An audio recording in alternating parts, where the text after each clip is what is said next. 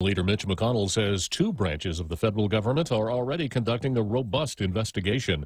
If you're fully vaccinated against the coronavirus, the Centers for Disease Control says it's okay to stop wearing a face mask in most situations. Unless you're a member of the House of Representatives, they've defeated a resolution to end the House mask mandate. Speaker Pelosi saying it's on the advice of the attending congressional physician. New York Yankees pitcher Corey Kluber has thrown the 7th no-hitter of the season, beating his old team, the Texas Rangers, 2-0. America is listening to Fox News. When's the last time you looked at your homeowner's insurance? An easily overlooked part of covering our home is what's inside of it. Over time, we buy things we don't want to lose, but don't update our contents coverage. The smart thing to do is get the answers and level up our insurance to make sure we're totally protected. That's the Insurance Extra Point. Get out there and make something good happen today by calling Guahan Insurance Services at 475-1162 or visit us at the Camacho Landmark Center in Tamuning. Do you dread waiting in those long, inconvenient lines? That's why you won't find them at Bank Pacific. We're back to our pre-COVID Monday to Saturday hours with all of our branches open. You know, that where others put branches, we place roots thing. And if you don't want to come to the bank, we have MyCloud Banking through which you can go to the bank on any of your devices, including through our new cool mobile banking platform with remote capture so you can deposit checks from anywhere. Offline, online, no line. Bank Pacific. Where others put branches, we place roots, and we're rooting for you. Member FDIC. Republicans on the House Intelligence Committee have released a report which they say includes substantial circumstantial evidence that the coronavirus pandemic started with a leak from a virology lab in Wuhan, China. We've put together all of the open source reporting that we could find, and it begins to tell a very clear picture of overwhelming evidence, multiple reporters across multiple countries that talk about the origins of this virus, and all signs point to the lab. That's all we really have to go on because our intelligence community, once again, has failed us. We're not sure that we've even got all the information, and we're getting mixed signals from the Biden administration. Ranking Republican committee member Congressman Devin Nunes says they have 25 questions of the administration, and if they answer them, it might allow them to get to the bottom of the origin of the outbreak. Americans may soon be able to make European travel plans again. Europe is taking a big step towards relaxing coronavirus travel restrictions. EU ambassadors agreed to update the approach to travel from outside the European Union. EU spokesperson Christian Vigan says the Union's 27 countries are moving to ease restrictions imposed last year. This will help progressively resuming international inbound travel where it's possible to do so safely. The new guidance is expected to say travellers must be vaccinated and be coming from a country considered COVID safe. But the advice won't be binding, and some European countries have already gone further in lifting restrictions. In London, Simon Owen, Fox News. Minnesota's Court of Appeals will hear new arguments Thursday in George Floyd's death. The prosecution wants to add aiding and abetting third-degree murder charges to the charges 3 former Minneapolis police officers face for failing to intervene in Floyd's restraint by Officer Derek Chauvin. The defense counters it's impossible for someone to aid in third-degree murder because that crime does not require intent. I'm Jack Callahan. This is Fox News.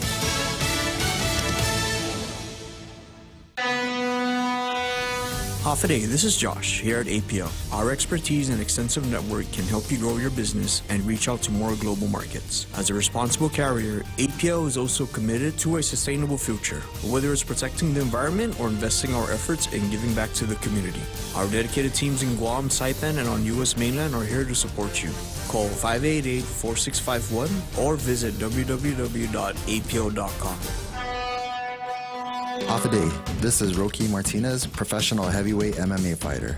Nothing gets in my way when I go pro at Subway. Pack a punch with double the protein on any foot-long sub for just $2 more. For a limited time only. Subway. Eat fresh. Leah Dunca from Security Title here with a little information about trusts.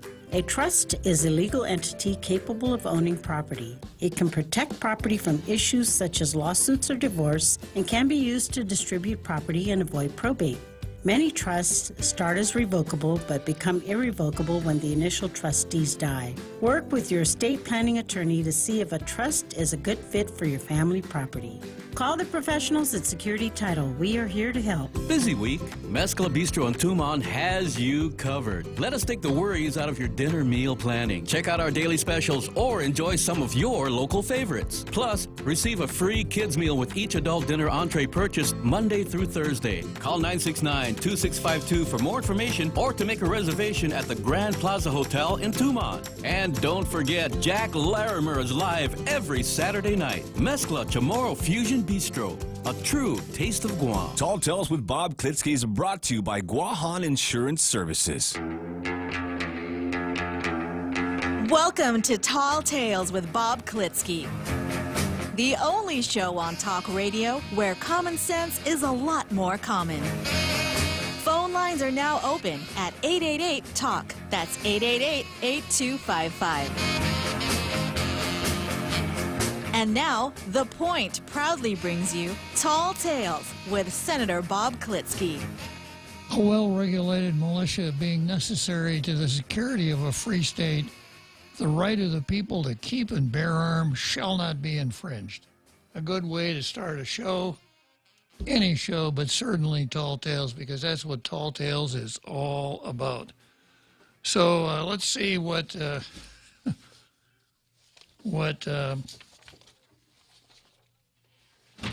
kind of inaccuracy the Daily News is trying to foist on us today under the name of an editorial. Here's what they say today. Jobs are available, requiring unemployed to seek workable work, sensible, overdue. There's a big change coming for those who are still receiving federal pandemic unemployment assistance. Beginning in July, the Department of Labor will require those who were unemployed as a result of the Wuhan virus pandemic, which was estimated to be more than 30,000 workers at its high point, to prove that they are actively trying to find a job every week. They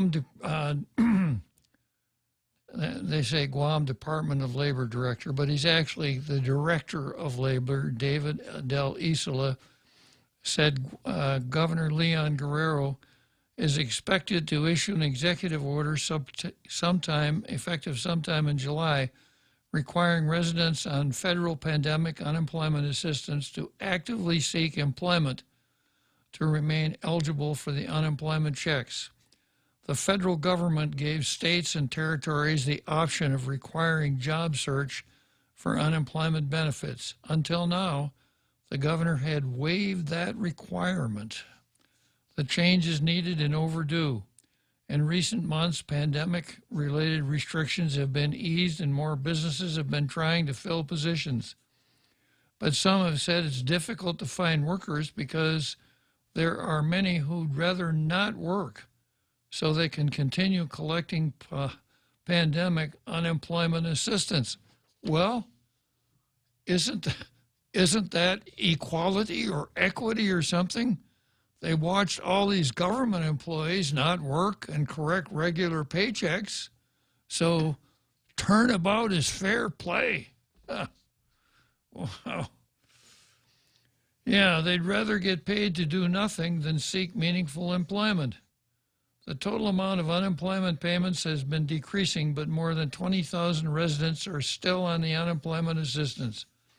Soon, those receiving, and by the way, we don't have unemployment compensation insurance here.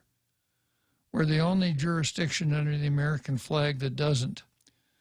And one of the reasons advanced that we don't have it is exactly what this editorial is touching on. The situation, the concern is that if a person can get paid for not working, he's maybe not going to work. You know, one of my old formulae is that if you want more of something, subsidize it. If you want less of something, tax it. So if you want more people not working, subsidize it. Give them a check to not work, just like we did with the government employees. If a job offer is extended, employment must be accepted. It's a sensible measure, especially considering federal pandemic unemployment benefits will no longer be offered after September 4. The unemployed will be required to enroll with the Guam Department of Labor Job Search Service, Hire Guam, and submit their resumes. Del Isola said the job search site is designed to work with the unemployment claims site.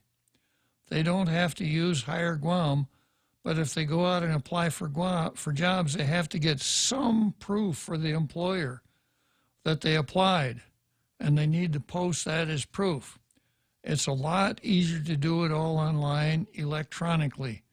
It's all the same vendor. It's all seamless.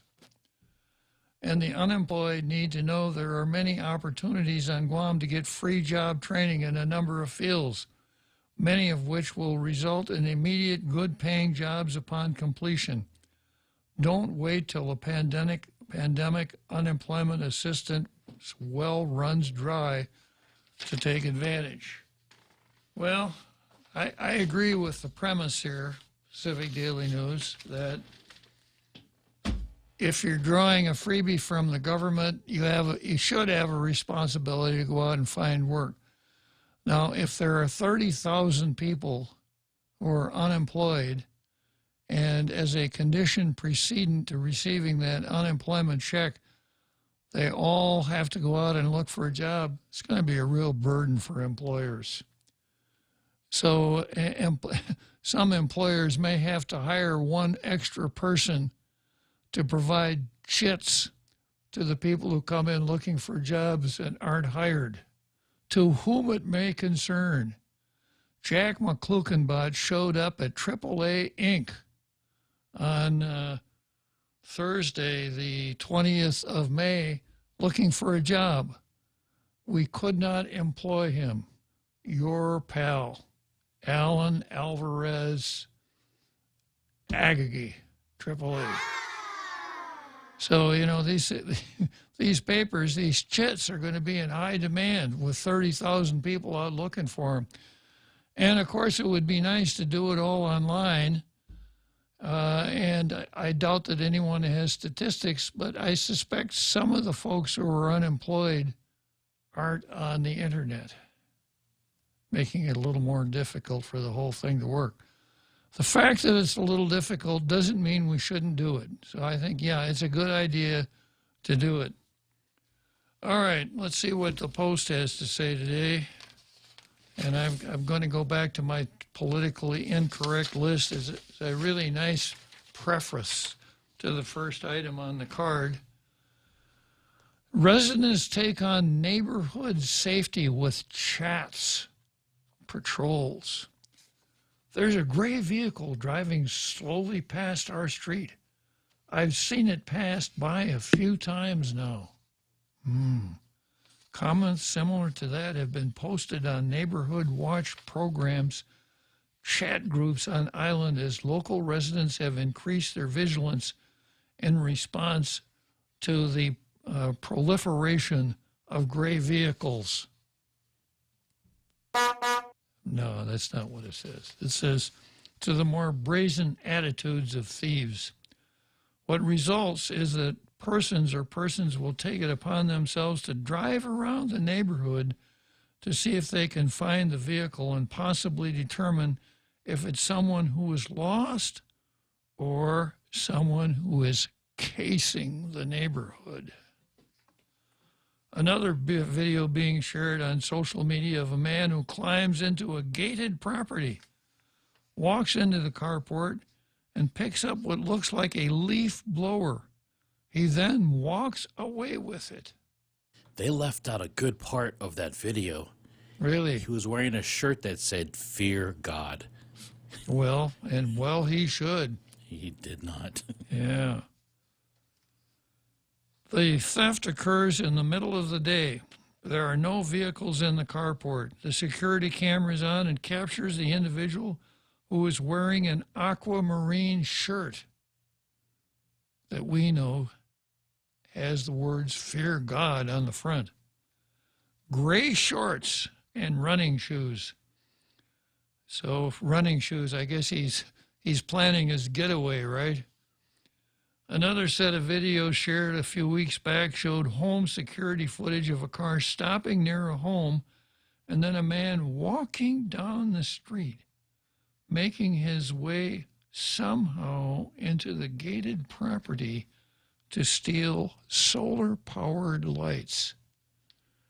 Yeah, well, at least he's on the right side of the Green New Deal, right? He's not stealing coal or oil or kerosene lamps or something like that. The owners of this home noted that this same thing happened to some of their neighbors whose homes are also gated and have security cameras. It's often reiterated on these chats that people shouldn't approach the vehicles or the people who've been deemed suspicious, or at the very least unknown by neighborhood residents. I break that rule all the time. Yeah, if I see someone who just appears to be aimlessly driving around where I live, I'm very polite and I say, "Hello, sir. Hello, ma'am." Almost always sir, though, of course. "Hello, sir. Can I help you find something?" Yeah.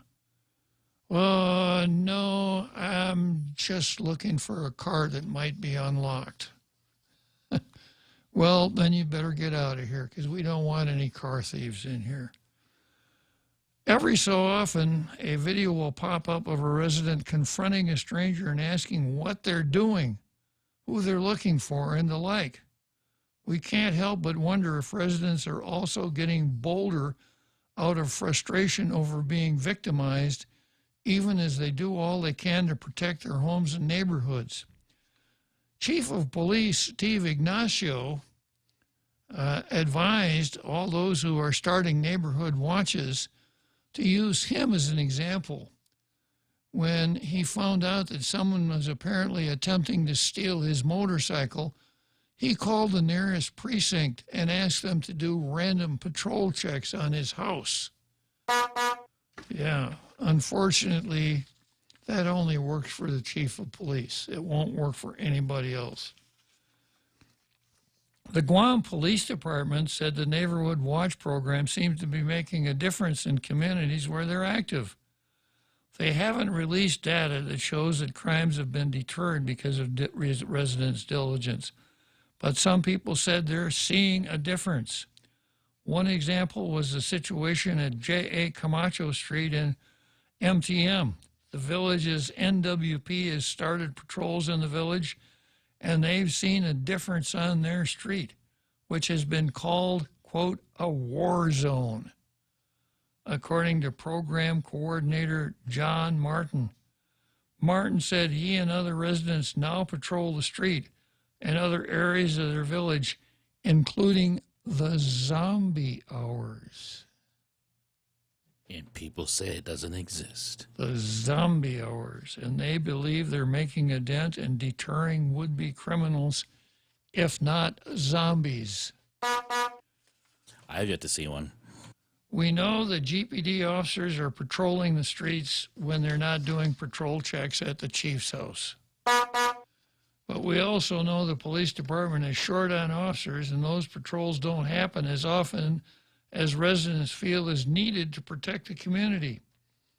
Budget discussions have begun, and soon senators will sit down with GPD officials as Adeloop's financial team, as well as Adeloop's financial team, to discuss budgets for the coming year and what those funds should be used for. No doubt, Chief Ignacio will ask for enough money to increase the patrol checks on his motorcycle. We urge them to take a long, hard look at what's needed to stop burglars from breaking into schools and stealing from our teachers, students, to stop thieves from boldly walking onto private property in broad daylight in spite of all the protections we've put up, and keep our families safe from people who would cause them harm. Who can argue with that?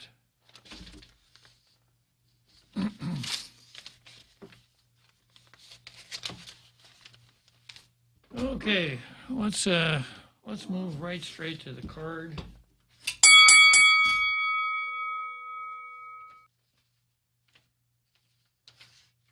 And here's what I've got on the card today.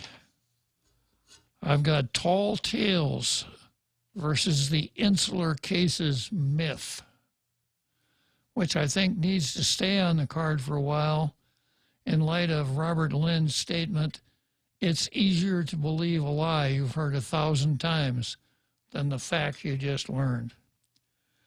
Next on the card is France versus political correctness. Of course, we have our own politically incorrect Frenchman right here on Tall Tales, none other than Frenchie, who's a regular caller and is anything but politically correct, I'm happy to say. We've got Moylan versus Hotels. Mike Brown. This is not Mike Brown from Ferguson, Missouri, by the way. The late Mike Brown, may he rest in peace. Versus Paul Zerzan. We've got Lasia Casil versus Reality. David Lebowski versus Medical Doctors. Bavakwa versus the CNMI. That's the card for today. So starting out with Tall Tales versus the Insular Cases. Here are the facts, not the lies, not the myths, not the fibs, not the gaslighting. When we've been talking about the insular cases here, especially in Resolution 56, we're talking about one case called Downs versus Bidwell. Downs versus Bidwell has language in it that refers to alien races. But the key to that language is the first word is if. So that quote does not apply to the 4 islands that fell to the United States as part of the Spanish-American War. In fact, it doesn't apply to any place. That quote is there as a cautionary warning to the members of the Supreme Court that if the United States wants to be an imperial power, and obviously it does, from the beginning of the Spanish-American War to the occupation of the Philippines, America became an imperial country by design. And I've explained the reasons for it, how it happened. If you want to blame somebody, blame Teddy Roosevelt. Yeah, Teddy Roosevelt was the Assistant Secretary of the Navy at the time that the war broke out. He, through a fluke, was the acting Secretary of Navy for a very short period of time. The American fleet was anchored in Hong Kong. When the war broke out, Teddy sent the American fleet to Manila Bay to protect American shipping. Yeah. So, in the Battle of Manila Bay, Admiral Dewey was victorious in a rather short period of time. And a famous quote came out of that. It's something like, "You may fire when ready." You can find that out for me, Jose. A famous quote came out of that. After the United States secured Manila Bay, they decided, well, we need to occupy the Philippine Islands. And the reason that it was necessary to occupy the Philippine Islands was American foreign policy had always, in the West, had always centered on China. The China trade was extremely valuable to anybody in the business, and the United States wanted to have free trade in China. So we opposed the British in Hong Kong and the Germans at Shenzhen and the international settlement in Shanghai. So we had what we called the open door policy in China. China should be open to everybody, no special deals. So we were kind of stuck with that. So instead of Hong Kong, we wanted the Philippines because that would be our trading port for China. That's why we wanted it. So there's no question that the Spanish-American War was an imperialist war. And that alien racist quote if you actually read Downs versus Bidwell, or even that page that I pointed you to yesterday, you'd see that Justice Brown references Chief Justice Marshall, the greatest justice of all time, when he talked in terms of the American empire. So the idea was, if we're going to have an empire and conquer other places, we don't want the Constitution to follow the flag to places inhabited by alien races who might not understand, etc., Anglo-Saxon principles. So it was a hypothetical obiter dictum. It did not apply to the people. It did not apply, making it real simple, it did not apply to Chamorros. So if you want to engage in righteous self-indignation, that isn't the place to do it. You got to find some other reason to be righteously indignant, because it's not Downs versus Bidwell. Downs was not a racist case, it was a commercial case. And by holding that the Constitution did not apply ex proprio vigere of its own force, they were able to hold that the uniformity clause of the Constitution didn't apply. Uniformity clause says there can be taxes. The Congress can enact taxes, but they have to be uniform among the states. So if the Constitution applied to Puerto Rico, then all of the taxes, tariffs, etc., would have had to apply to Puerto Rico. Congress passed an organic act for Puerto Rico called the Foraker Act. The Foraker Act allowed the customs collectors of the United States to collect a tariff that was 15% of the regular tariff for any import from Puerto Rico. So when Mr. Downs attempted to import bananas into the port of New York from Puerto Rico, Collector Bidwell said, well, that will be $900 and some odd. Downs sued for the return of the money, saying that you can't charge a tariff on property that comes in from another part of the United States. The first insular case, the one decided before Downs, was called De Lima versus the United States. De Lima versus Bidwell. And in that case, Bidwell tried to charge a tariff on something coming from Puerto Rico, claiming that Puerto Rico is a foreign country. The Supreme Court said, no, Puerto Rico is not a foreign country, therefore you can't charge the tariff. So all of these cases, or not all of them, but many of them, like 24 diamond rings versus the Philippines. That's probably about whether or not people in the Philippines can vote, right? Many of these cases are commercial cases. And to say that the reason that the Supreme Court came down the way he did in Downs was, well, because we really want to screw the people in the territories, it's just dead wrong. So point number one, insular cases means Downs versus Bidwell. Point number two, Downs versus Bidwell is not a racist case. Point number three, Downs versus Bidwell is a commercial case. Number four, the worst possible thing that could happen to us would be if the Supreme Court reversed Downs versus Bidwell. Because if the Supreme Court did, they'd have to say, we made a mistake in 1901. Actually, the Constitution of the United States does apply to the conquered territories ex proprio vigere, of its own force, meaning that the uniformity clause would apply to us, meaning that no more mirror image tax. Our income tax would go to the Treasury in D.C. No more Section 30 money. No more GITA qualifying certificates, which we have something here that no other jurisdiction in the United States has. We can attract businesses here by giving them a tax holiday on what anywhere else would be U.S. income tax. That's a tremendous advantage. No more Guam customs and quarantine. We wouldn't be dealing with customs at the port and at the airport because of the uniformity clause. And we would no longer be a free port. The tariff laws of the United States would apply here. So is it worth it?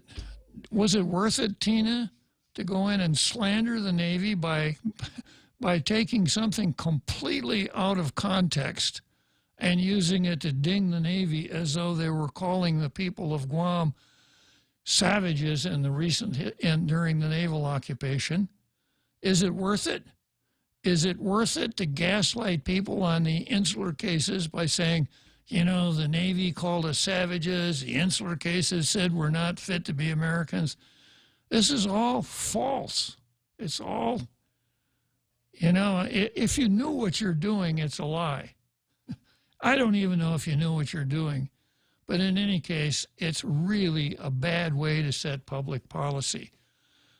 And before I take a break, I want to say I'm really disappointed in the legislature in general, Tina in particular. But the most disappointment goes to the two Republicans who fell for this, Jim Moylan and Frank Blas Jr. I expect stuff like this from Democrats. I hold Republicans to a much higher standard. Short break. The Extra Point with Jerry Roberts of Guam Training. Hi, I'm Jerry Roberts, and every day on The Ray Gibson Show, I get to comment on the incredibly diverse, fun, challenging, sometimes frustrating, often exciting, but always interesting world of work. I hope you'll be there with us. You can find daily transcripts of The Extra Point at guamtraining.com. Tune in every weekday morning at 7:20 for The Extra Point with Jerry Roberts, brought to you by Guahan Insurance Services and First Hawaiian Bank on 93.3 The Point. Top End Pest Control is who you call for all your pest control needs. Got a problem with roaches, ants, spiders, rodents, fleas, ticks, termites? No problem. They do it all. Top End Pest Control is a service-disabled, veteran-owned small business and HubZone certified. Serving Guam since 2012. Call them today for a quote, 487-5657, or email topendpest@gmail.com. Check them out on Facebook at Top End Pest Control and give them a like. Top End Pest Control for all your pest control needs. Now, more Tall Tales with Bob Klitzkie. Spitting truth like watermelon seeds at a summer picnic. Call now, 888-TALK, 888-8255. I got to backtrack just a minute here because I overlooked my 10 politically correct but factually false words. I guess talking about Resolution 56 was a really good reminder for me. You fired when ready. Yeah. You may fire when ready, Gridley. Yeah, I did have it right, didn't I? Yeah. You may fire when ready, Gridley. Okay. Here we go. The worst thing one can do with words is to surrender them, according to George Orwell. Politics, Orwell protested not just sloppy use of language, but intentional misuse of language for political purposes. Political language is designed to make lies sound truthful and murder respectable. Witness Resolution 56. Thus, political language has to consist largely of euphemism, question-begging, and sheer cloudy vagueness. And there's a list of 10 terms that you would be well advised not to use, starting out with mainstream media, which is a creation of the public communication cartel, headed by the New York Times, Washington Post, CNN, CBS, and PMSNBC, which does not represent mainstream anything except the mainstream thought of the leftists in their press. Don't use gender when you mean sex. Words have gender. People are one sex or another. For Latin and in many languages that have grown out of it, gender is a linguistic term indicating which term endings a term should possess. Gender is either feminine, masculine, or neuter. And we'll get to that again in the next item on the card. Male and female, on the other hand, refer to sex. Sex is a biological category that reflects a person's physical characteristics and reproductive systems, and also manifests in certain broad behavioral differences that distinguish men and women. 3, don't use the term sex reassignment surgery. Sex is not assigned at birth or ever. It is not assigned. It cannot be reassigned. Surgical procedures that remove or conceal the outward appearance of a man or woman's reproductive organs are most accurately described as genital mutilation or amputation. Don't use democracy when you mean republic, and I've gone into that before. Don't use the terms abortion doctors and abortion clinics. Doctors protect life. They don't willfully take it. The Hippocratic Oath, written by ancient Greek physician Hippocrates, long respected as a noble description of a doctor's vocation, includes a commitment to not give to a woman an abortive remedy. Doctors are also obligated to, as far as is in their power, do no harm. Clinics are medical facilities where people receive help and care. We don't call the room in which a prisoner on death row is executed a clinic. Neither should we use a term to describe the place where preborn babies are killed and dismembered. Call abortionists and abortion facilities what they are. Stay away from this pro-life, pro-choice. Pro-abortion, anti-abortion. All right, the next item on the list here is anti-discrimination. We know that anti-discrimination is a term that's been picked up by critical race theory. And what it actually refers to is legal preferences based on sex, race, social status, or some other category.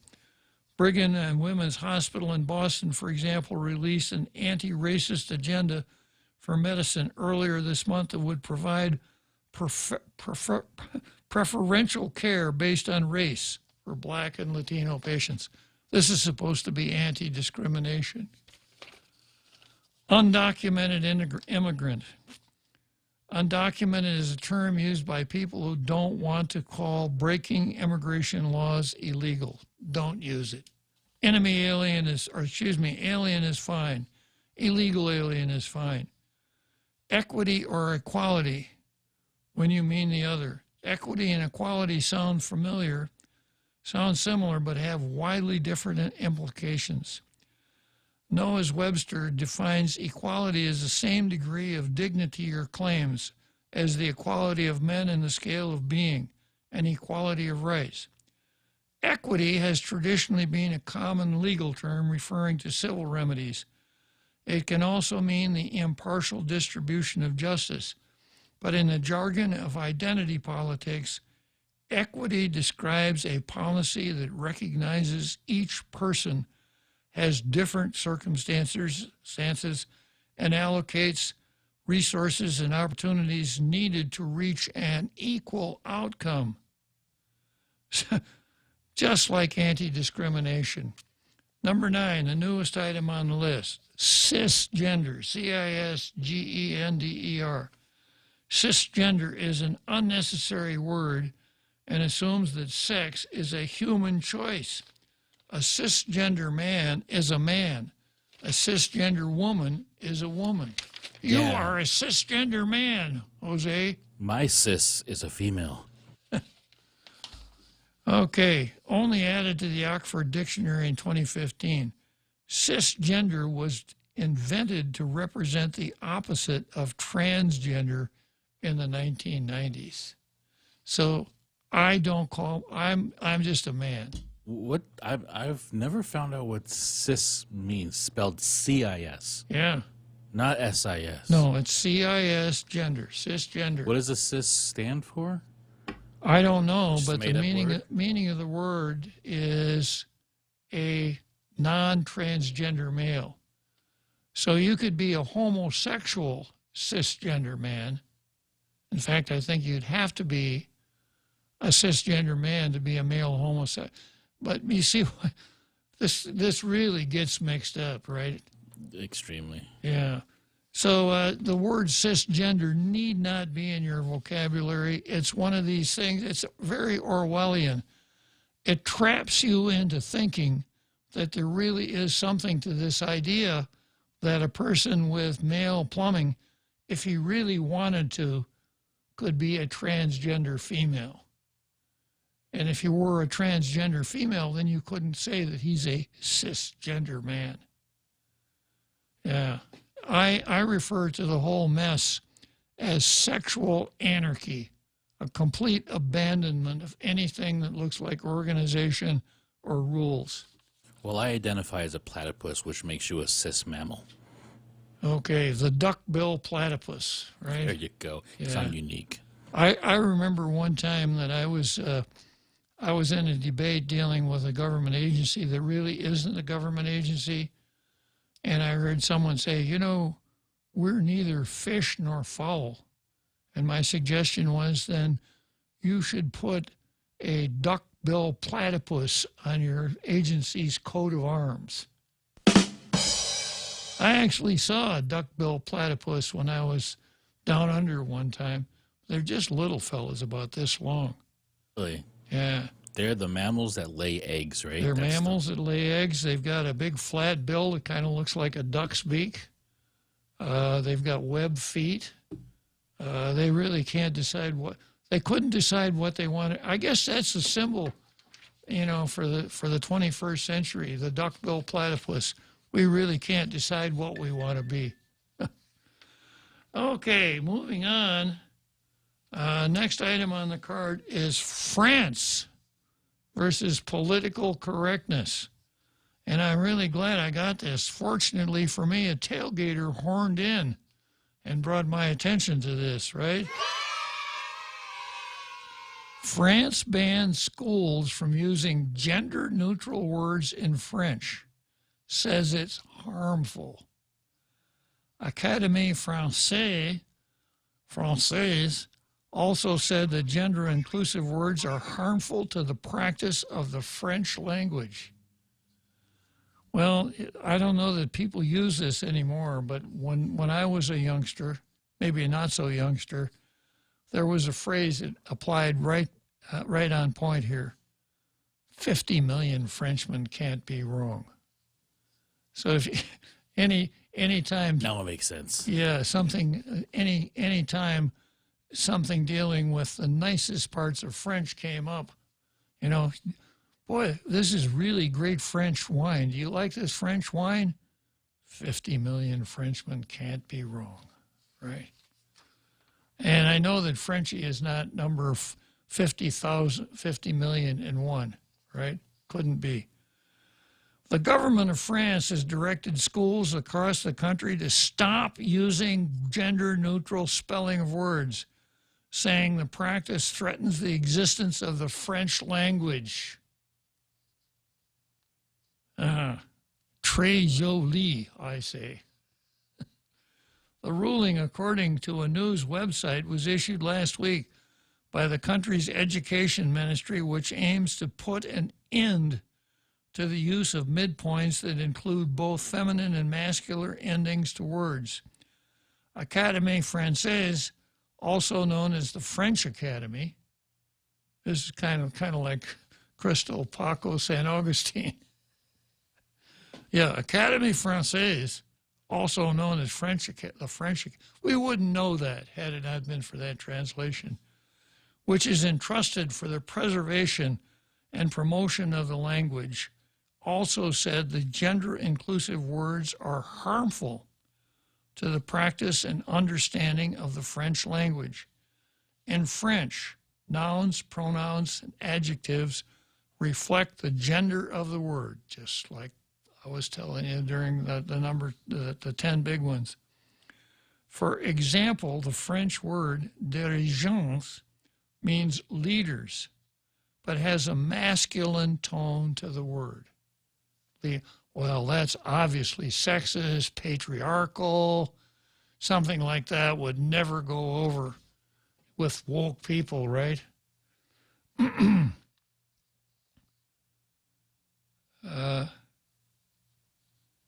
Therefore, advocates of women's rights are increasingly using this method of spelling, even though diligence and diligente are pronounced the same. Okay, so the second spelling has an ES on the end, which apparently makes it feminine, right? So it sounds the same, but they're spelling it different. The Education Ministry, under the government of Emmanuel Macron, reasons that this only creates more confusion and discourage even the French people to learn their own language. You don't say. Wow. What kind of a Frenchman could you be if you can't say sacre bleu? You have to be able to do that. With a spread of inclusive writing, the English language, already quasi-hegemonic across the world, would certainly and perhaps forever defeat the French language. That's what Macron said.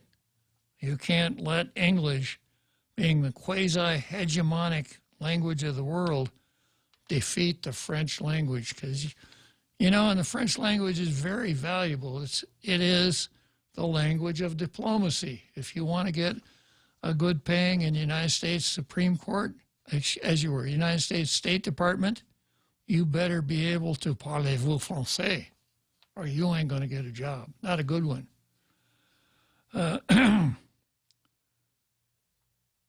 Mail Online quoted French Education Minister Nathalie Elimas as saying when the ban was issued. Domestically, India, too, has seen debates on the using of language. The issue of alleged imposition of Hindi language in non-Hindi speaking regions of the country has time and again been propped up by different political parties. Particularly in the South, several political parties have accused the ruling party at the center of trying to impose Hindi in non-Hindi speaking states. Yeah. Well, so much for India, but I want to concentrate on French. You know, if only we were so wise in our country. Okay, let's take a short break here leading up to the big halftime show. All dads should own a Traeger. And this Father's Day, you can win a Traeger smoker grill for your dad and feast on flavorful wood-fire crafted meals. Cooked with a flip of a switch. Cook low and slow or high and fast with digital precision on your Traeger pellet grill. Purchase $35 or more in fuel at 76 Circle K and enter to win. Gas up today and join Circle K's Father's Day package giveaway. A Traeger smoker grill, a canopy, a cooler full of meat, and 2 cases of Bud or Bud Light are up for grabs only at Circle K. Conditions apply. Visit 76CircleKGuam.com. Hey, big news! Now you can listen to The Point on radio.com. And radio.com gives you so much more. Local news stations give you what's going on in your community. Get national news from CBS, CNN, or Fox News Radio. Take a break with one of the hundreds of music, sports, and talk stations. Love podcasts? Radio.com has thousands of true crime, comedy, kids and family podcasts, and more. Listen anytime, anywhere. On your PC, smart speakers, and a variety of connected devices. Or download the Radio.com app now from the App Store or Google Play.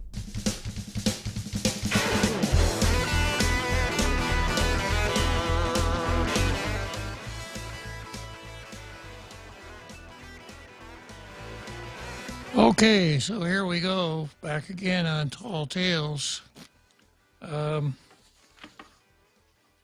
guess I'm going to lead our international radio listening audience of tailgaters in a 3-part cheer. Are you ready, Jose? Here we go. Vive la France! Vive la France! Vive la France! Yeah, congratulations. You know, they helped us out. They helped us out in the Revolutionary War. A pretty good argument could be made that we couldn't have won the Revolutionary War without the help of General Lafayette. And here they are, once again, kind of leading the way for us, showing us how to deal with this politically correct bullcrap. How do you say bullcrap in politically? No, bull. Yeah. male bovine excrement. Resolution 56. Yeah, this politically correct male bovine excrement. Excrement. Like Resolution 56. Okay, good going there, French. Okay, next we've got Moylan versus hotels. Now we have close to 10,000 hotel rooms on our island, and we know that most of them are empty right now. And they're empty because our government shut down the island, and several other governments shut down their countries too, so our tourists aren't coming. I have predicted that we will never get back to 2019 levels of visitor arrivals, which in that year was 1,600,000. Yeah, 1.6 million tourists in 2019. I have predicted that some hotels will never reopen. Some of them will go bankrupt. Witness the fact that there's a foreclosure sale of the Pacific Star, which when it was built was one of the hotels on the island. So we're going to see. My prediction is we're going to see hotels boarded up, and we'll see some of them even razzed, because it costs money to maintain a hotel even when it's boarded up. So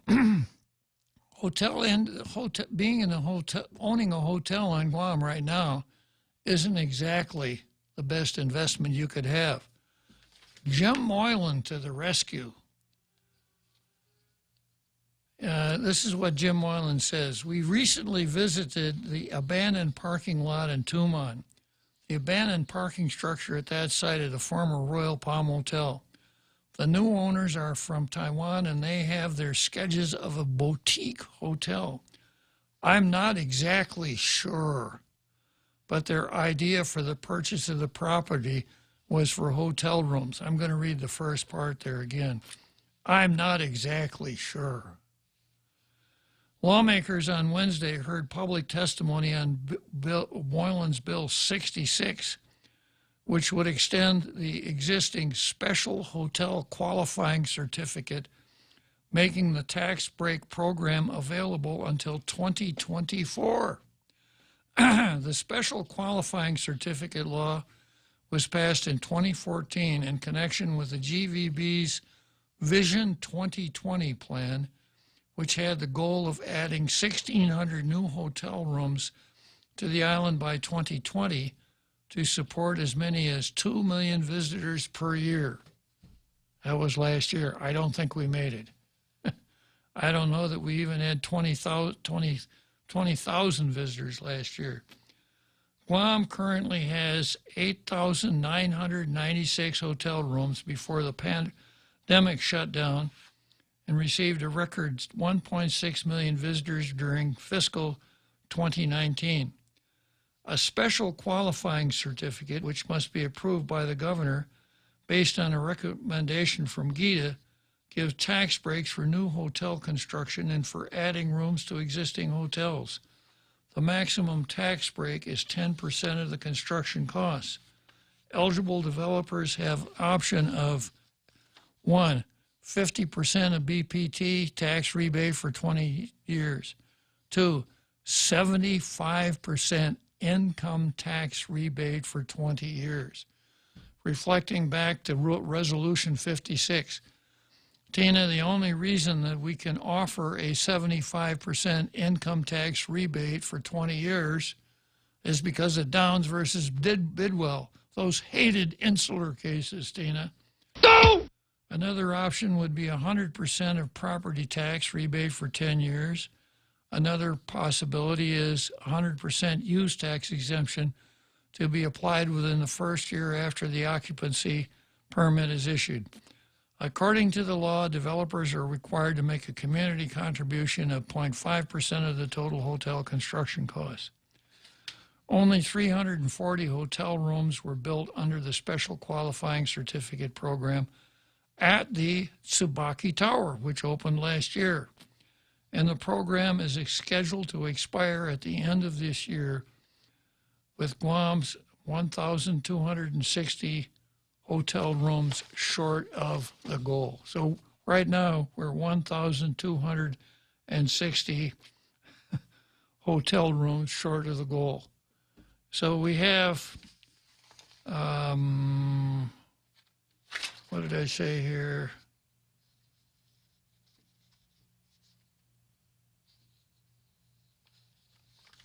Where was that? The number of hotels. We have about 9,000 hotels right now.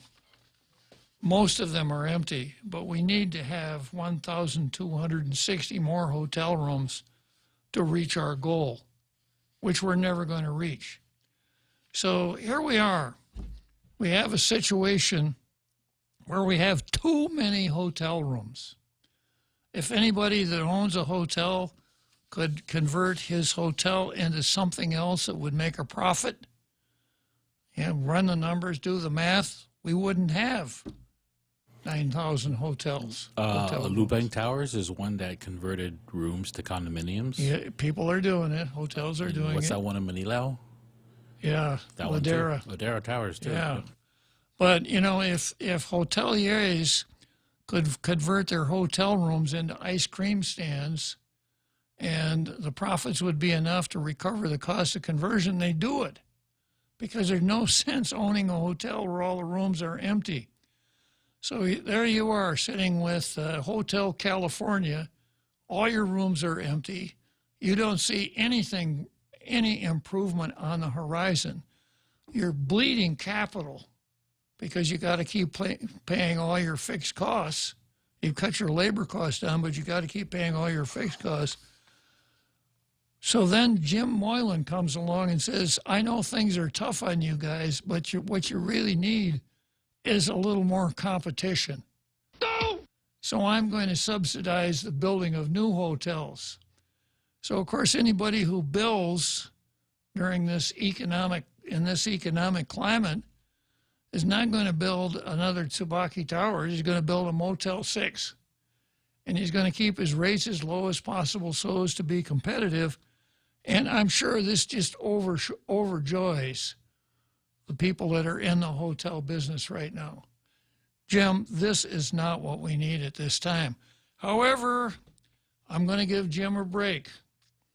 He probably didn't have time to think this through because he spent so much time studying Downs versus Bidwell. The United States Navy report, 1899 to 1950, and all of the politically correct male bovine excrement that Tina put into Rule 56. Well, that was so, he really had to study it before he would put his name on it because, Jim is very careful about stuff like. I'll come back to Jim Moylan right after the big halftime show here.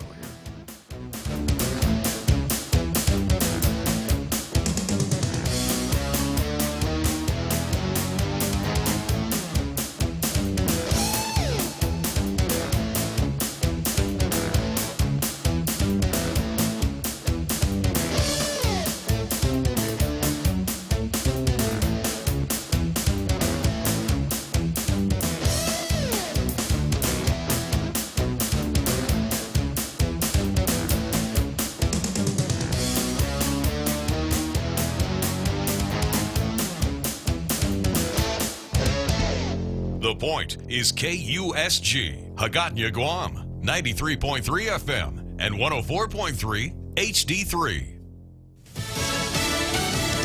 The House okays a January 6th riot probe. On Jack Callahan, Fox News. Approving a bill to create a commission to investigate what happened at the Capitol on January 6th.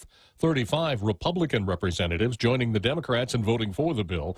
Congressman Benny Thompson chairs the House Homeland Security Committee. Clearly, it says that Democrats and Republicans can do good work together on items of importance. But Senate Republicans will oppose the bill in the Senate. Wisconsin Senator Ron Johnson telling Fox's The Ingram Angle. Nancy Pelosi's commission is not going to dig into this in any kind of bipartisan fashion. She gets to pick all the staff members. This is a joke, and it should be voted down. The House has also tabled a Republican resolution to lift the mask mandate in the House, which House Minority Leader Kevin McCarthy said runs contrary to the guidance from the Centers for Disease Control.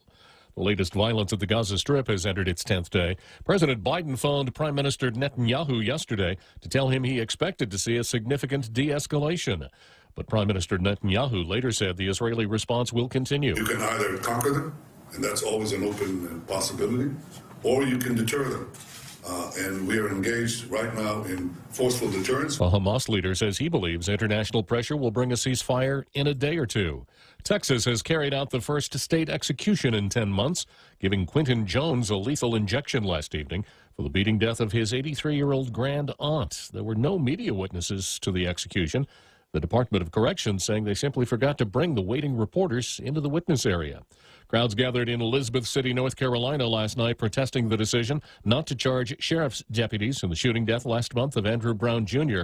Police declared it an unlawful assembly and arrested several people. America is listening to Fox News. Busy week? Mescla Bistro in Tumon has you covered. Let us take the worries out of your dinner meal planning. Check out our daily specials or enjoy some of your local favorites. Plus, receive a free kids meal with each adult dinner entree purchased Monday through Thursday. Call 969-2652 for more information or to make a reservation at the Grand Plaza Hotel in Tumon. And don't forget, Jack Larimer is live every Saturday night. Mescla Chamorro Fusion Bistro, a true taste of Guam. When's the last time you looked at your homeowner's insurance? An easily overlooked part of covering our home is what's inside of it. Over time, we buy things we don't want to lose, but don't update our contents coverage. The smart thing to do is get the answers and level up our insurance to make sure we're totally protected. That's the Insurance Extra Point. Get out there and make something good happen today by calling Guahan Insurance Services at 475-1162 or visit us at the Camacho Landmark Center in Tamuning. Chicago's mayor is defending her decision to grant interviews only to reporters of color. Mayor Lori Lightfoot is hitting back at criticism after announcing she'll use skin color to decide who gets a one-on-one sit-down with her. The Democrat also blasted Chicago media for what she calls their overwhelming whiteness. She did so in a letter released Wednesday. Mayor Lightfoot also blasted media organizations in the Windy City for not adequately addressing what she says is institutionalized racism in their ranks. By contrast, Mayor Lightfoot praised the city's leadership for being mostly black and Latinx, but added it's unacceptable that reporters covering City Hall are mostly white. Tom Graham, Fox News. President Biden will award his first Medal of Honor today to retired Colonel Ralph Puckett Jr. for acts of bravery 70 years ago during the Korean War. Now 74, Colonel Puckett is being cited for valor for continuing to fight, despite being wounded several times. South Korea's President Moon Jae-in will attend the ceremony.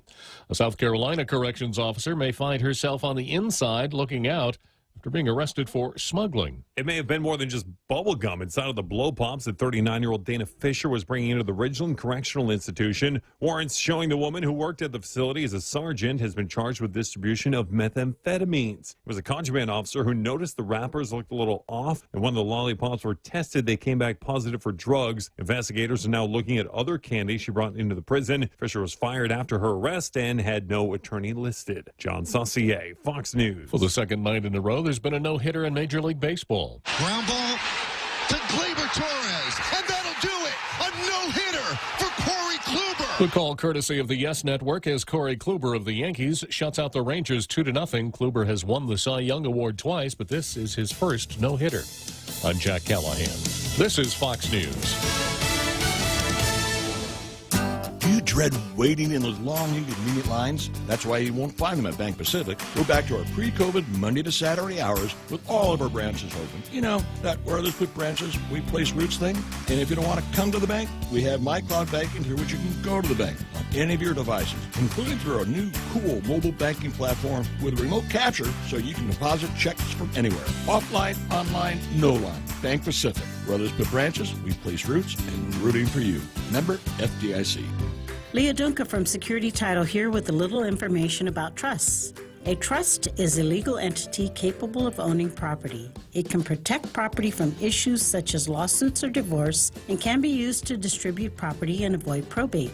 Many trusts start as revocable but become irrevocable when the initial trustees die. Work with your estate planning attorney to see if a trust is a good fit for your family property.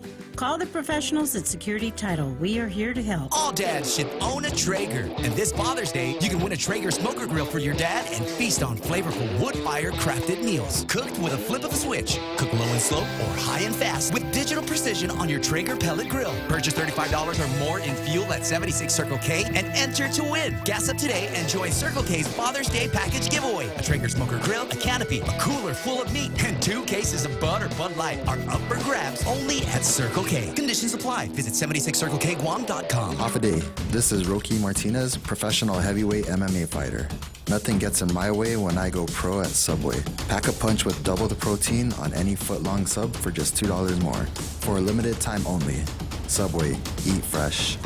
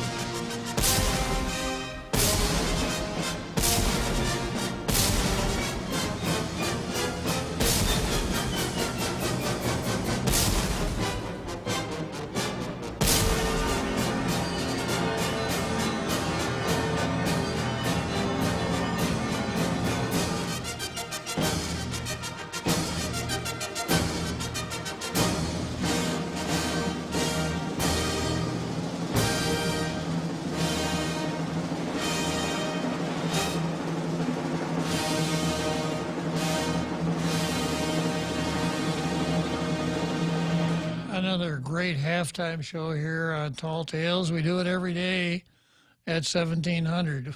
We'll be doing it tomorrow. We won't be doing it on Saturday and Sunday, I'm sad to say. During the halftime show, I had a chance to peek at some of the Facebook comments, and if Jim Moylan had the time, if he could take the time away from studying Downs versus Bidwell, he ought to look at some of the comments that come up here because they're a lot better than some of the crackpot ideas he comes up with. Elwin Champaco Quitano says,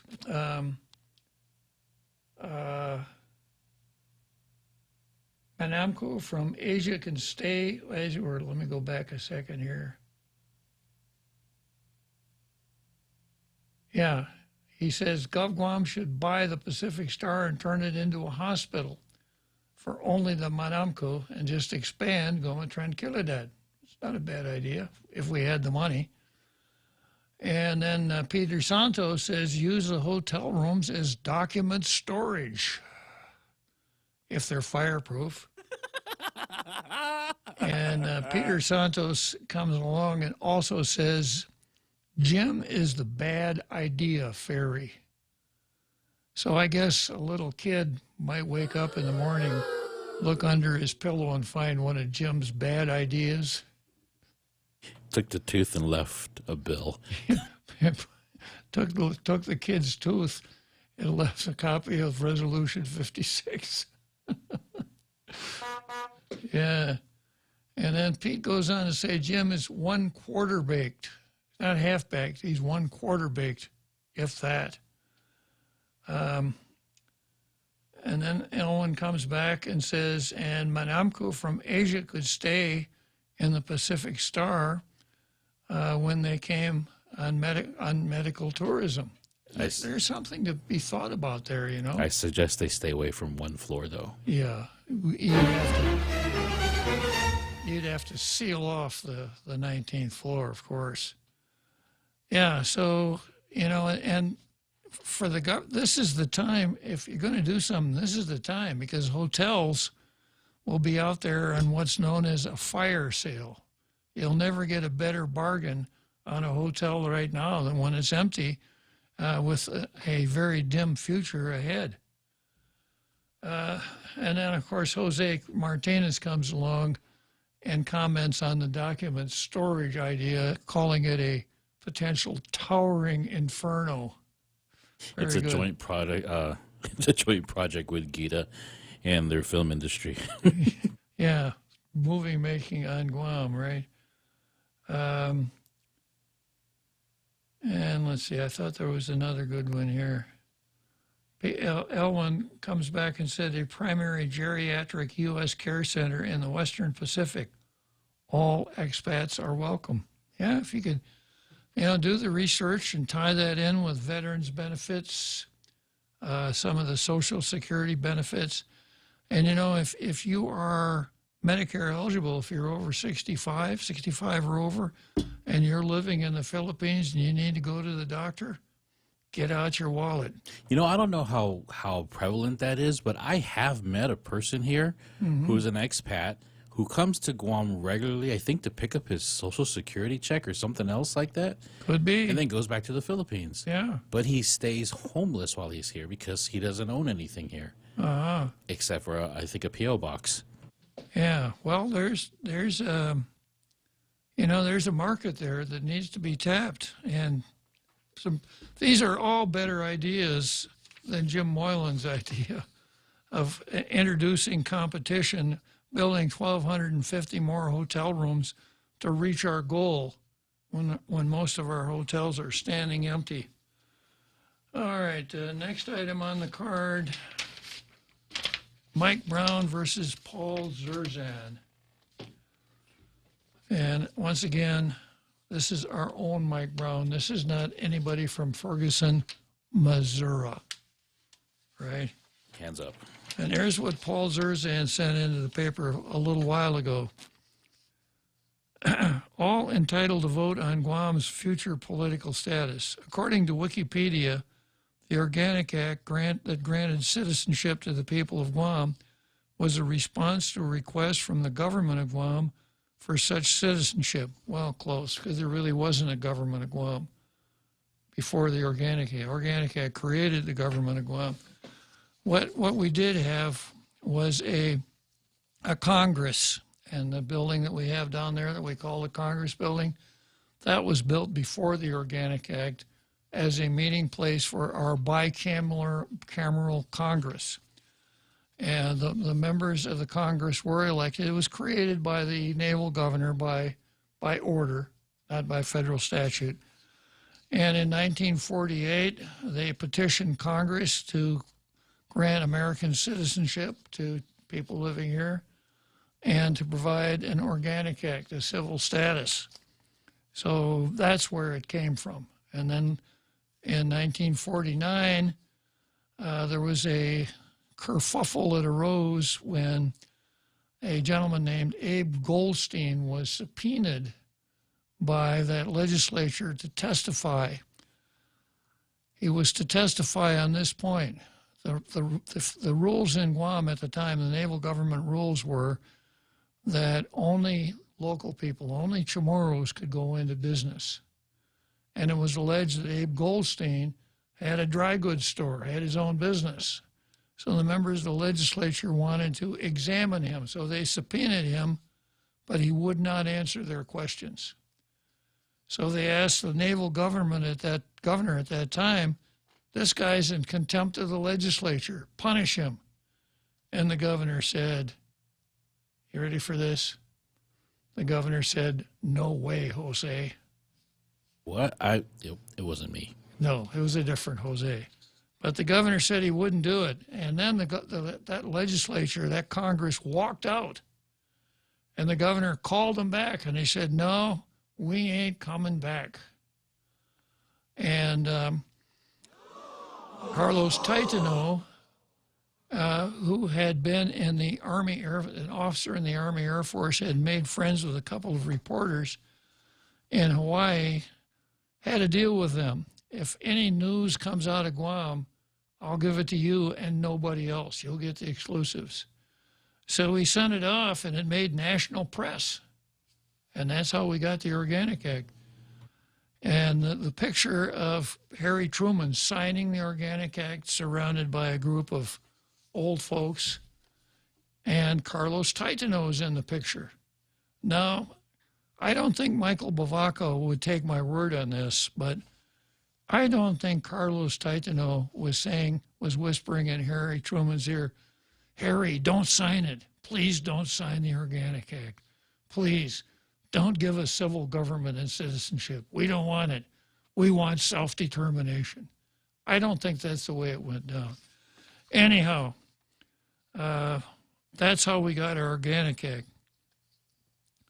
Wikipedia states that after attaining the role of Speaker of Guam Congress, Antonio Borja Wanpat, along with Navy Governor Carlton Skinner, who at that time I believe was not the Navy governor. Yeah, he was. He was the last naval governor, the only Interior Department governor before civil government starts. But it was a very short interval. Was he the Texan? No, that was Bill Daniel, the guy that took the male bovine up to the governor's chambers. Yes. That was Bill Daniel. And on the subject of Bill Daniel went to Baylor in Waco, Texas. And if you ever visit the campus of Baylor in Waco, they've got a pretty nice museum there. And then outside the museum, they've got a recreation of the Old West. And it's called Governor Daniel's Ranch. And I've been there, and I asked the docent, I said, when was Daniel governor of Texas? Oh, I don't know. It was a long time ago, I guess. Nobody remembers. He was never governor of Texas. He was governor of Guam. Yeah, really? Wow. Yeah. Waco. Going on here. Wikipedia states that after attaining the role of Speaker of the Guam Congress, Wanpat, Navy Governor Carlton Skinner, and Francisco B. Leon Guerrero began work on what would become the Organic Act of Guam. Gaining approval in Washington, D.C., the act gave the people of Guam American citizenship and the right to establish a civil government. Now, Governor Leon Guerrero wants to hold a political status vote in which only those made U.S. citizens by the Organic Act 70 years ago can vote. Where is the logic in this? All the people on Guam in 1950 were made U.S. citizens at the request of their elected officials. Now all the people of Guam in 2021 are entitled to vote on Guam's future political status by the same logic that led to the Organic Act, the logic of democracy. Please, Governor, stop embarrassing our multi-ethnic island with racist attempts to officially divide our community along ancestral lines. So Paul's main complaint here is a lack of symmetry. Yeah. You know, you got an Organic Act that made everybody a citizen. Now you want to talk about political status. Shouldn't we be all-inclusive like the Organic Act was? And then he goes on and dings the governor for getting involved with critical race theory. And even if I didn't agree with his premise, I'd agree with him here because critical race theory is always wrong. Okay, so that ran, and then Mike Brown comes back and says, let indigenous make call on political status. Mike Brown has to do a little virtue signaling here. He says, I think it's absurd. Well, that's really a good, that's a good way of argument to start out with some loaded Now we know how words, the tone of right? the rest of it's going to go. I think it's absurd to claim, as Paul Zerzan does. Obviously, I like Paul Zerzan. I like Mike Brown, okay, but I'm not really crazy about his rap here. I think it's absurd to claim, as Paul Zerzan does, that Guam's governor is, quote, embarrassing our multi-ethnic island with racist attempts to officially divide our community along ancestral lines. Well, it's actually not ancestral lines, it's racial lines, Chamorro. Governor Leon Guerrero is one of the least racist persons on this island. I think the route to go is to get out there and let's vote for it, the governor said, later adding, if I had my way, I would vote tomorrow, and I would only vote with native inhabitants. one of the least racist persons that Mike Brown knows. In a way, he's correct, though. Uh-huh. She equally kills unborn Chamorros as well as... Exactly, yeah. She's as brutal to unborn Chamorros as she is There's to... equity in abortion. Yeah, unborn non-Chamorros. You got to give her credit for that, yeah. But we have, first of all, we have Mike Brown telling us that Paul Zerzan's argument is absurd. And then we have him giving us the benefit of his personal judgment that Governor Leon Guerrero is one of the least racist persons on this island. And having lived here so long, Zerzan knows this to be true. So, number one, characterizing the argument. Number two, inserting your personal judgment. Number three, coming back and putting words into Paul Zerzan's mouth. So, if I didn't already, Mike Brown has lost the argument as far as I'm concerned.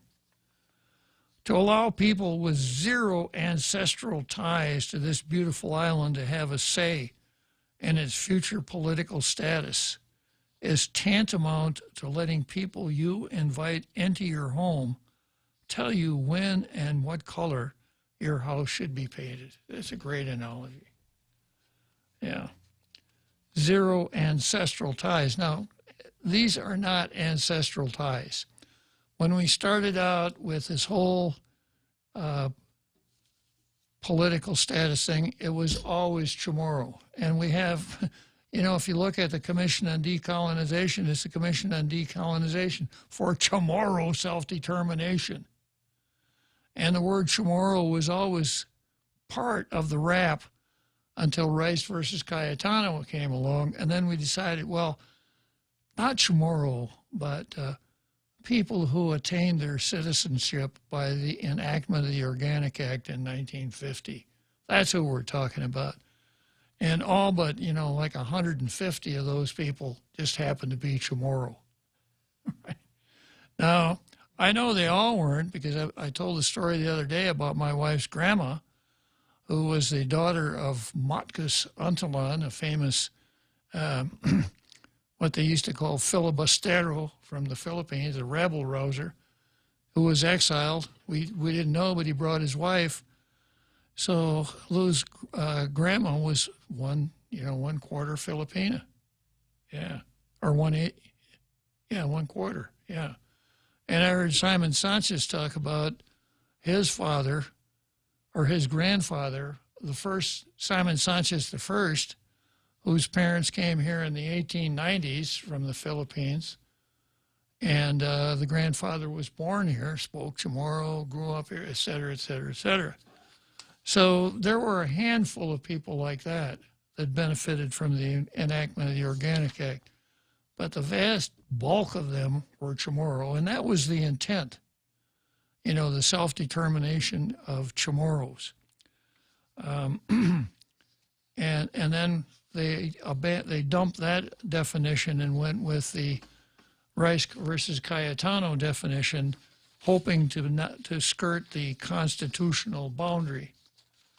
So Paul uses ancestral, and they both do, but they're both doing exactly what George Will cautioned against, using euphemisms, right? To allow people with zero ties to this beautiful island to have a say in its future political status is tantamount to letting people you invite into your home tell you when and what color your house should be painted. Well, I don't recall anybody inviting me to come to Guam except in that autobiographical story that I told a couple days ago, where a recruiter for the government of Guam came to my college and said, "We'd really like you to apply for a teaching job on Guam because we need teachers, Bob." So I guess I was invited in that respect, but an awful lot of people come here because they came here, not because anybody invited them, right? The classic case being the serviceman who falls in love with a local lovely, decides to stay on Guam after his service ends and stays on. And that's where we got names like Scambaluri and Nelson and Pelicani and some of these Anderson and some of these other Chamorro names that have a different phonology than other Chamorro names. Gibson. Yeah, exactly. Yeah, that was that big department store down there, Gibson's. Yeah, that's right. That was Ray's, yeah. Okay, so here we go. Michael Brown says, I've lived on Guam most all of my life. My wife is from Guam. Our children were born and raised here, and our son and daughter-in-law, along with their 3 grandchildren, are native to this island. Now, that makes his word much stronger than Paul Zerzan's. And then I absolutely believe that all of these folks should have a say in Guam's future political status, but not folks like Paul Zerzan and me, who admittedly love this island, but isn't rooted to Guam by blood. Well, rooted to Guam by blood. I hear what you're saying. I think I completely understand what you're saying. You're not the only one that says the same thing. But if we're talking in terms of the American system, which is where we are, we don't do things based on blood, right? This paper here said no titles of nobility. It also says no corruption of the blood. You don't have to be born here to be a citizen. You can be a naturalized citizen, etc. So I can't say that I'm persuaded by this idea that you have to be rooted in Guam by blood. And then he goes on and says, if America wanted to, not saying she does, she could send 100,000 folks or more over to Guam who could establish residency, then vote for Guam to become what America wants, a state, or worse yet, hold on to the no-voice status quo. Now, that's a really great argument. That's the one that they call reductio ad absurdum. If we want things to be democratic and fair, now here's the best one. If we want things to be democratic and fair, let the indigenous folks call the ball here. Democratic means government by the people. It doesn't mean government by the bloodline. He says, I'm pretty sure folks like Paul Zerzan don't have to be worried, since the vast majority of people from Guam who I know, folks with ancestral ties to this island, will opt for maintaining ties to America, but with more expanded and fair representation for all who call this island home. Well, you have a point, Michael Brown, and I know what your point is, and I won't give you a low grade for stating it in such an inept fashion. I still get what your point is. But I have to say this. I got a couple folks here in the green room that want to talk about this important subject, I hope. But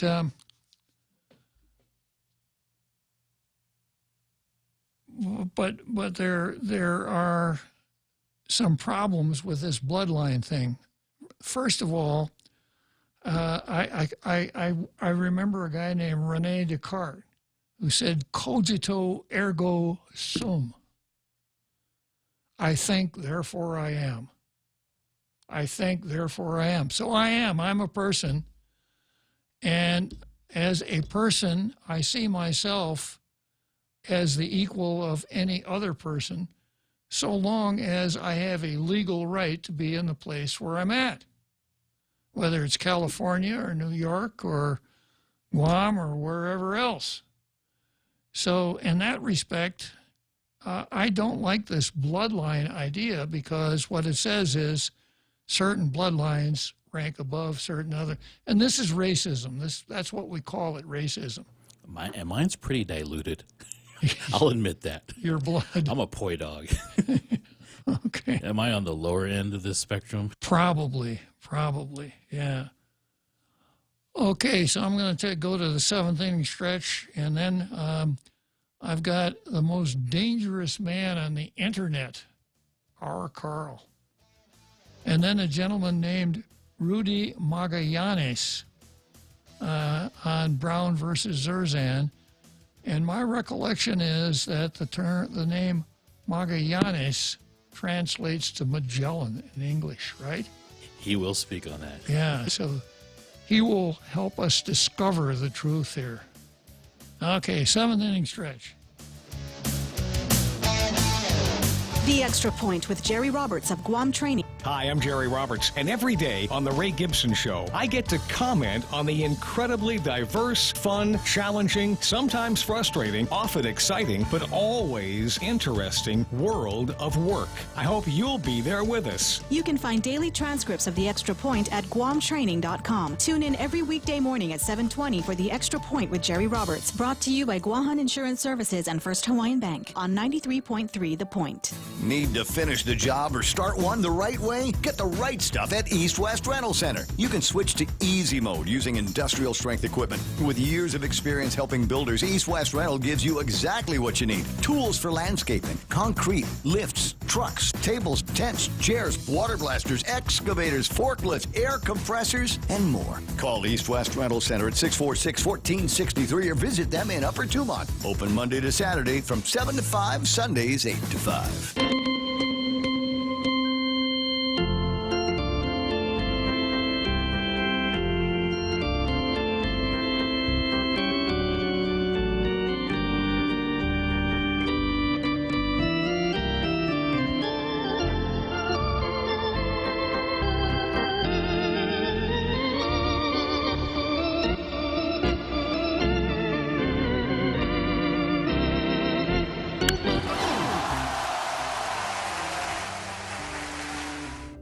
Here we are in Wrigley Field, Chicago, Illinois.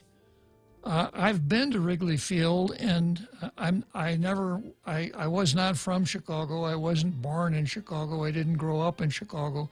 I didn't even grow up in Illinois, I'm happy to say. But I was able to go to baseball games at Wrigley Field. Yeah. How egalitarian. Okay, now it's time for the most dangerous man in the internet. None other than R. Carl. Tell us about Zerzan versus Brown, R. Carl. Yeah, I'd just like to weigh in on my viewpoint on this so-called plebiscite, which it technically won't be a plebiscite, not by the UN's definition anyway. But I have Chamorro blood. My mom was here during the war, and so I could vote in it if it went through. But the problem I have is two of the most important people in my life, if they were still alive, their door would be slammed in their face. They would not be able to participate in that. One of them is my father, who came here after the war and had a small part in the rebuilding of the island. He worked for security with BPM, which was one of the construction companies that helped rebuild the island. And my wife spent 30 years here working very, very, very hard. She worked in the hotel industry. She was in the pastry kitchen. Very, very difficult work. I don't see the justice in someone like her being denied having a voice in the future direction of Guam. And there are tens of thousands like her out there. When she spent 30 years on the island, she paid her taxes, she voted, she obeyed our laws, she advanced the island. Yet, someone who is 18 years old,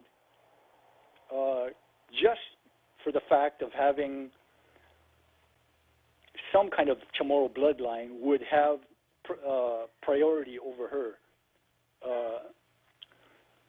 would have a right to vote, and someone like my wife, who had contributed so much to the island in the way of labor and taxes and much else, would have the door slammed in her face. I don't really see the justice in that. Well, Carl, let me help you out here. What we're looking at here is critical race theory. That, as you explain it, it's hard to find the justice. So what we have to do is we have to use some presentism, and then we have to develop our grievance politics. So the critical race theorists like Tina, oh, she doesn't know it, go back, you have to beat up on the Navy and say how horrible the Navy was to the people of the island, what a terrible injustice the Treaty of Paris was, what a terrible thing the United States did to the island of Guam by enacting the Organic Act and granting citizenship. So in order to remedy these past horrible injustices, there has to be a self-determination of the people who were wronged by all of these things. Classic critical race theory. Yeah, exactly. And I couldn't support it because of that. Those are two of the most important people in my life, and they're just just a small fraction of the number of people who have emigrated to Guam. Thousands of them. After the war, thousands of Filipinos came to Guam and helped reconstruct the island. It'd be difficult, especially those first few decades, to find a building or a house on Guam that didn't have Filipino blood, sweat, and tears in it. Almost impossible. I'm not talking about just a home construction thing, but I mean, buildings, government buildings. Most of them had Filipino blood, sweat, and tears in that. True enough, Carl. They paid a price, and I think they should have a voice in where the island is going. And I've mentioned that the strategy, as I see it, is to minimize the number of people that will participate in the vote, and then work relentlessly to agitate them. What the critical race theory, yeah, agitation propaganda. Keep goading them that smaller population so that they will vote in a particular direction. There can be only one end when you have neo-Marxists in the lead, and that is destruction of the capitalist system that's presently in place and replacement of it by a socialist system. And with time, it just seems more and more apparent that is the strategy. And I don't agree with it. I think it's wrong. I agree with you, Carl. Thanks a lot for sharing your viewpoint. While I was talking to Carl, I noticed that Franklin Paris posted this. Guam has been so ethnically, culturally, socially, and physically bastardized that anyone who says they represent Tautano are deluding themselves. If Guam is pursuing some form of government, then let all the people of Guam who are citizens of the United States decide by vote. Plebiscites are disingenuous distractions. Vote and be done.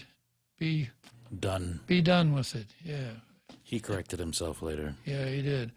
Okay, next I'm going on to Francisco Magellan.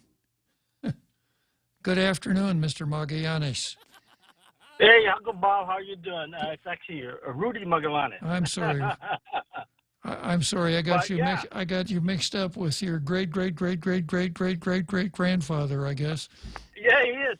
Actually, it's so funny you guys discussed this, and I asked my father a long time ago when he was still alive how we came to Guam, and he actually told me the story where the person who actually sponsored him to come to Guam in 1947 was A.B. Wampat.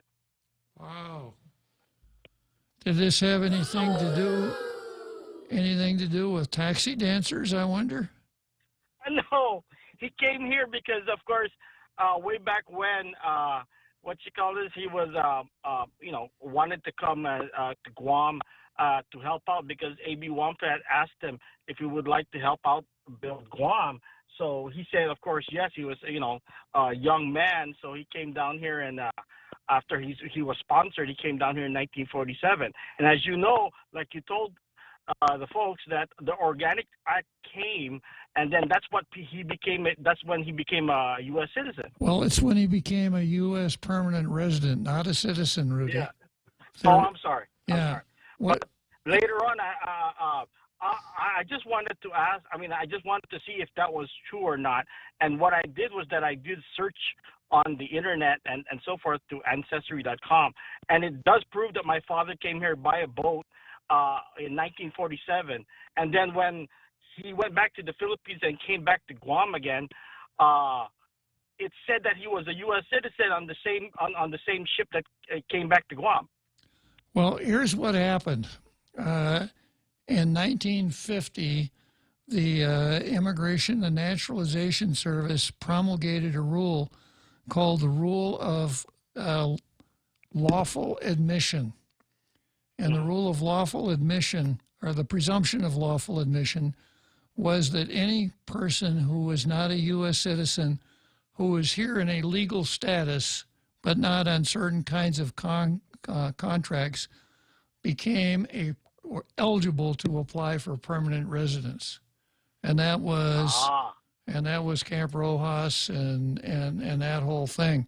So once people become permanent residents, 5 years later they can apply for naturalization. So that's where all of those folks came from. They didn't become citizens because of the Organic Act, but because of that rule that came along at about the same time. But it became easier for them to apply it and so forth because of that, correct? It became possible because a non-immigrant alien, no matter how long you stay here, cannot apply for naturalization.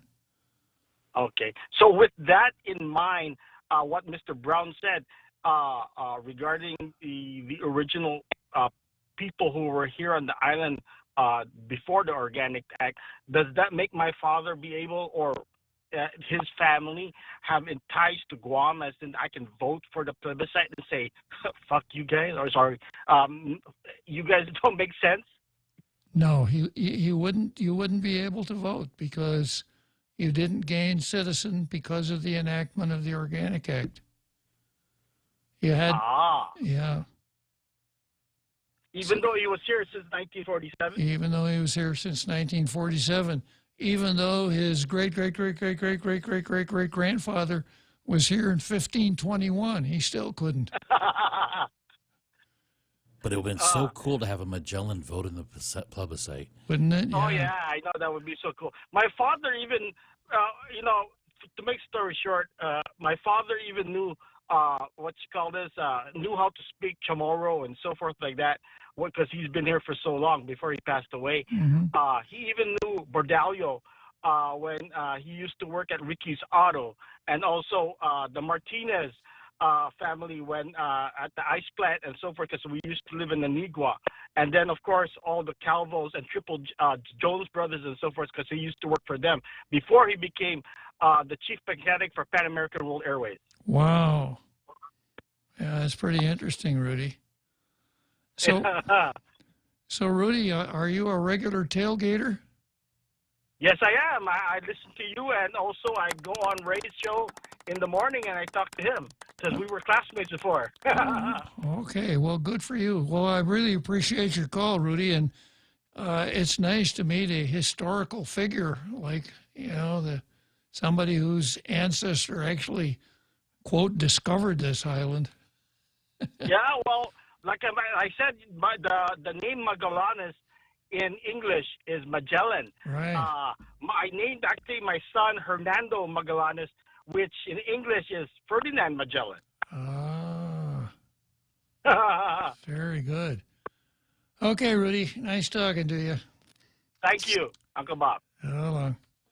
Yeah, Magellan. Cool story. Yeah, right here on Tall Tales, huh? Okay, just to real quick, and I'm making this personal here. My great-grandfather on my dad's side is Japanese, Yamanaka. Mm-hmm. So he would still have been a resident alien of Guam by the time, he was already passed away before. By the time of the Organic Act, right. yeah. But his children because he married a Chamorro would be able to because of their mother. Was he alive in 1950? No, he was already passed away. But But on the census, my grandmother, I think, is labeled Japanese because her father was Japanese. Okay. Even though my great grandmother is Chamorro. So if you were born here, you were here in 1950, you would have. Oh, it's just birth. Yeah. Okay. You would have become a U.S. citizen. Got it. Yeah. Really, really cool. So Twisted. I'm going to rule once again in favor of Paul Zerzan. And I want to pick up on the stuff that Mike Brown is saying. You know, it's great to talk about independence, but one who would be subject to that is going to think about, well, what's it going to be like? You know, this decolonization independent has had some really disastrous results around the world. You know, an awful lot of former colonies go straight to communism, and that's as far as it gets. Or they're subject to some incredibly corrupt dictators. It's very hard to point to the former colony that has prospered after decolonization. And then you get into things like ethnic cleansing. Would there be ethnic cleansing if we had decolonization? And I've used this term from Algeria. Algeria was a French colony for around 100 years, maybe longer. And after the French moved out of Algeria, there were people who were called the Pieds Noirs, which stands for Blackfeet, but it's an obscure meaning. So the Pieds Noirs, you know, had lived in French Algeria for generations. So most of the Pieds Noirs saw the handwriting on the wall and took a ship back to France, and the ones that didn't were really sorry that they didn't. So is that what would happen to an independent Guam? That the day that the United States says on the 1st of August, 2023, the United States relinquishes all sovereignty over the island of Guam, and on August 2nd, we start the ethnic cleansing? Now, that's an exaggeration, I know. But what would be the position of the non-Chamorro here in a land of Chamocracy, a government of Chamorros, by Chamorros, for Chamorros? And the only example I can point to is this. When we start talking about voting, which is probably the central fact of any country that's going to value the rights of its citizens, voting is right up there at the top. Because if you can't vote, a lot of the other stuff doesn't work out very well. So when it comes to voting, what does the Chamorro nationalist program call for? You can't vote. So if I can't vote, what's it going to be like in the independent nation of Guam? And then, of course, all of the pro-independence folks don't say boo about what their plans would be if they got their wish. What would Guam become? Would it become a kingdom? Would Michael Bavacqua be Michael the First? Would we have a parliamentary system of government like the English? Would we just leave the government of Guam in place?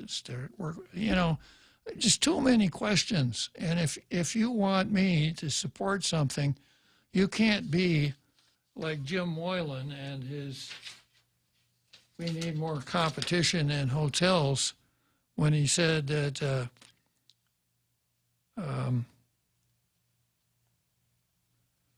I'm not exactly sure, but their idea for the purchase of their property was for hotel rooms. I'm not exactly, I can't start my sentences for important matters with the phrase, "I'm not too sure." Okay, let's head for Churchill Downs. When we come back, we're going to let our Carl jump on the Ferris wheel one more time.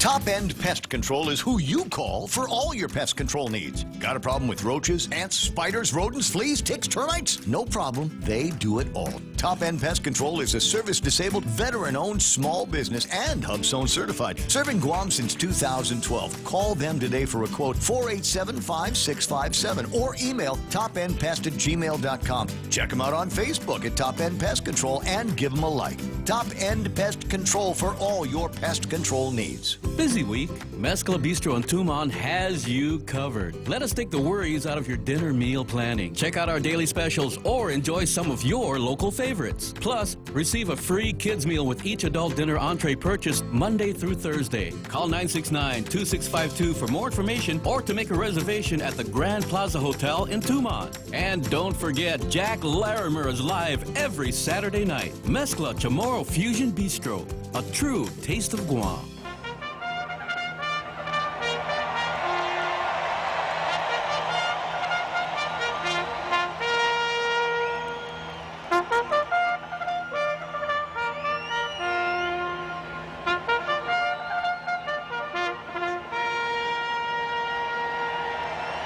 So here we are in the home stretch at Tall Tales. Peter Santos and Rudy Magallanes are having some fun. Peter said Rudy's great-uncle Lapu Lapu killed his great-grandfather Magellan. No! And then Rudy comes back and said, I was born on Guam, and he was born in 1964. Before Lapu Lapu and Ferdinand Magellan went at it.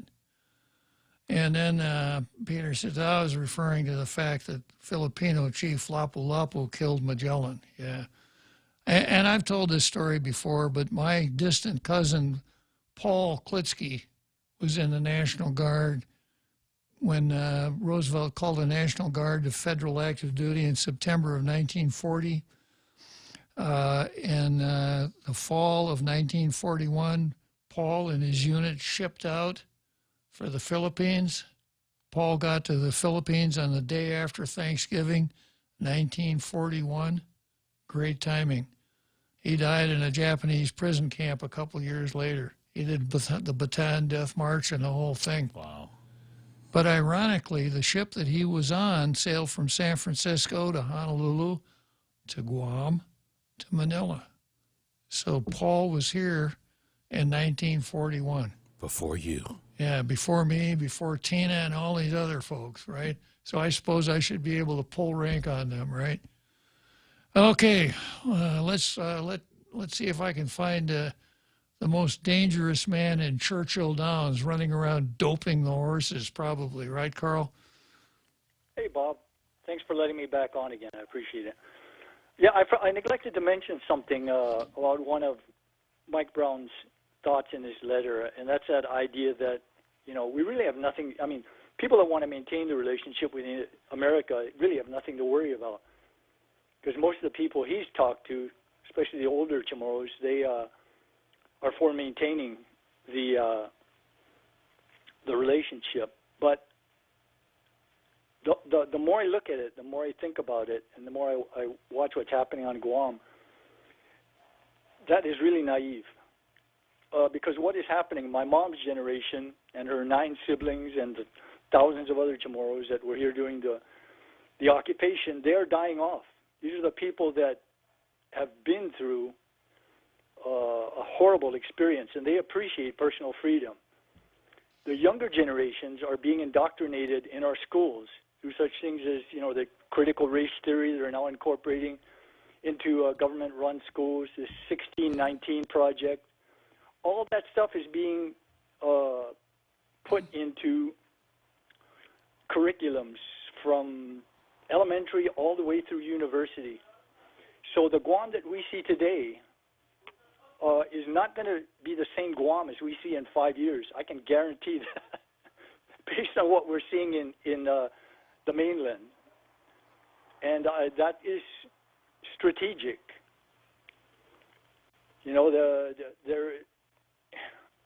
These are, I say over and over again, these are not dumb people.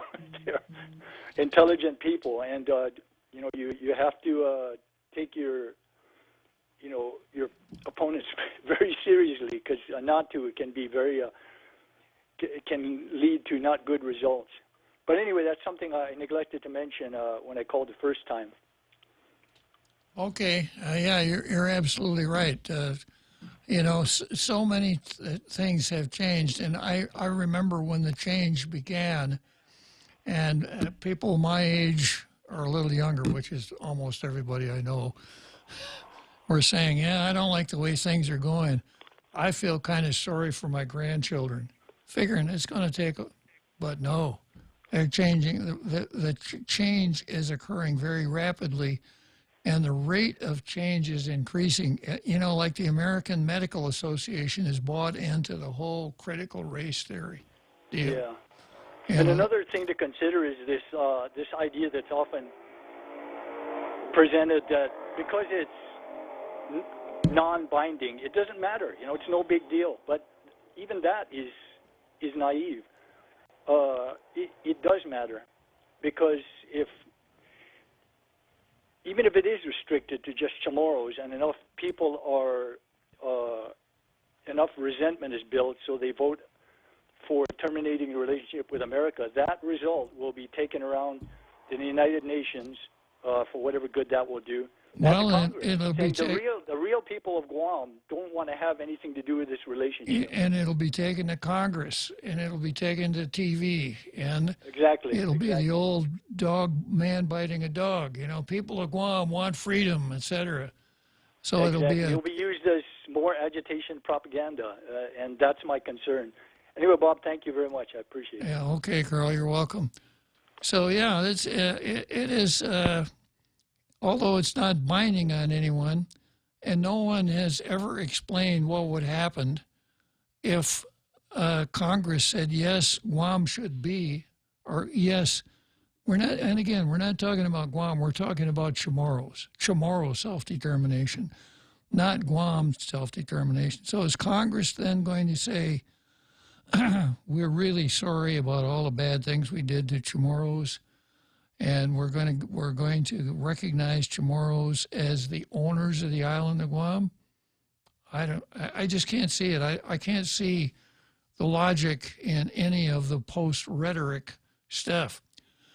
Okay, I got a couple of calls here. I'll see if I can get them both in before the end of the show. Let's see, I've got another Joe and then Frenchie. Go ahead, another Joe. Go ahead I'm sorry, Frenchie. Go ahead, Frenchie. Oh, okay. Very fast. So plebiscite, it's a very interesting, of course, it's a French word, plébiscite. Un plébiscite, it's masculine. And it's basically a referendum, and it's usually tied to change in sovereignty, which ties to what I was talking about yesterday with the Dayton Accord. This is not accidental that they are pushing for this thing, and they say it's just advisory. There is two types of referendum: advisory and mandatory. And the idea is to make the advisory mandatory. And they are really pushing for those things. It's not. It's part of a larger scheme of things, and I think a lot of people don't get it, unfortunately, despite the fact that it is a racist proposal. That's what it is. It's racism, pure and simple, and of course. They will explain to you, no, it's not, but it is. When you see the reaction towards Paul Zozan at that demonstration of BLM, by this lady that pretends to be a defender of Chamorros, she is a perfect case of racist. She reminds me of those KKK people in the Deep South in the 50s and the 60s. It's the same type of. Hey, Frenchie, let's pick this up tomorrow, okay? I'm running out of time, but good talking to you. No problem. Thank you.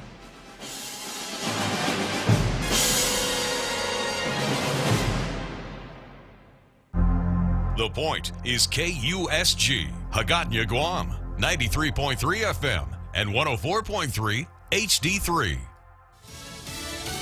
House has approved creation of a congressional commission. I'm Jack Callahan, Fox News, to investigate what happened January 6th at the Capitol. 35 Republicans joined every House Democrat to approve legislation creating a commission styled after a panel set up after the 9/11 terror attacks. Requires the same common action, both as Congress and as a country. House Homeland Security Committee Chairman Democrat Benny Thompson drafted the bill with top committee Republican John Katko. The January 6th attack was a completely preventable failure of intelligence, information sharing, decision-making, and preparedness. But Republican leadership opposes what they view as a slanted and unbalanced panel and too limited in scope.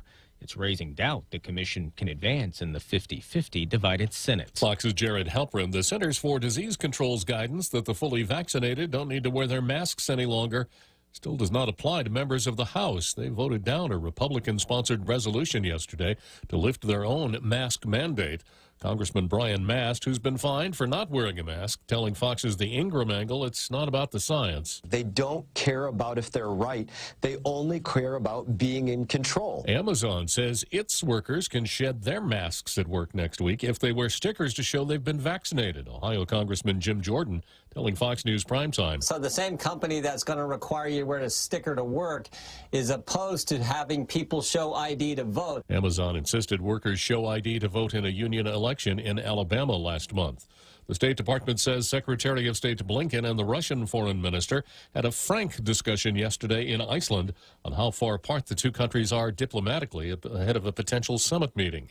Wall Street down again Wednesday. Early morning Dow futures are trading lower, and Asian stock markets have closed Thursday mixed. America is listening to Fox News.